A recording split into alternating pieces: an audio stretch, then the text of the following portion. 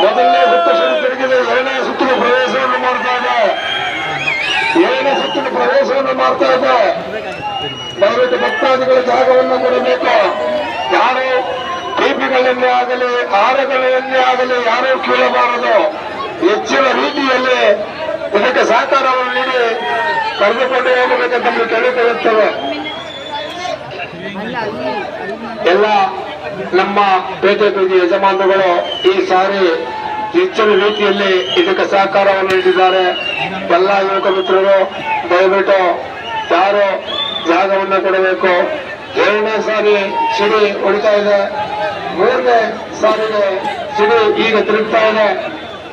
ಮೂರನೇ ಬಾರಿ ಈಗ ಸಿಡಿ ತಿರುಗ್ತಾ ಇದೆ. ಇನ್ನೇನು ಸಿಡಿ ತಿರುಗನೆ ಮುಕ್ತಾಯ ಹಂತಕ್ಕೆ ಬಂದಿದೆ. ಆದ್ದರಿಂದ ಎಲ್ಲ ಯುವಕ ಮಿತ್ರರು